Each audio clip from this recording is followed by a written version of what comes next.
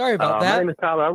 No, it's no problem at all. I run a very small lawn care business on the side. I have a full-time job, but I'm just doing a startup, trying to start up slowly. And I run it as professionally as I can, so I am looking to scale up with time. One question I have to see how you would deal with is the majority of my customers, they don't want a dedicated schedule weekly or bi-weekly, especially customers who don't have lawns that grow very aggressively if maybe half the lawn is shaded. How would you handle on, well, how do you schedule those customers? Yeah, like it really is going to come down to how fast you're wanting to grow. If you're trying to scale up and get more customers and volume is an important thing to you, you're typically going to be less inclined to add friction to the sales process. And that is like requiring card on file, requiring weekly service. Like the more requirements you add, the more friction there is. So typically what I recommend is like you got to ask yourself, are you trying to grow or are you trying to, maximize profitability and efficiency of the company? So like where you're currently at, are you trying to scale up and grow really quickly, or are you trying to make it as efficient and profitable as possible? For my first year, I'm trying to make it as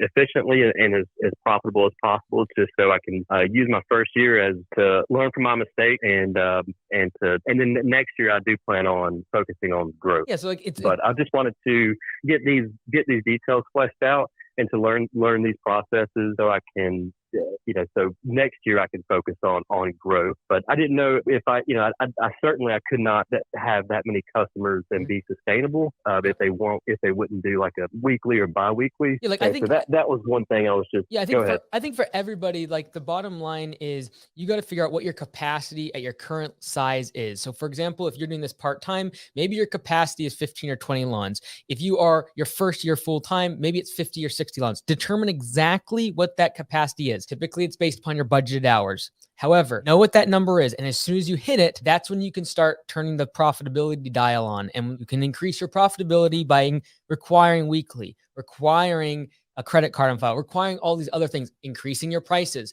And so the bottom line for this year, what I would recommend for the caller is ensure that you know what that is. And once you've hit that number, then you start turning these other dials on. And that is, like I said, you can go ahead and require them to stay weekly. And if they drop out, great. I've got a wait list of people, and you can literally have 10, 15, 20 people on your wait list ready to fill people's spots if they fall out. If you raise prices and people fall off, you can replace them.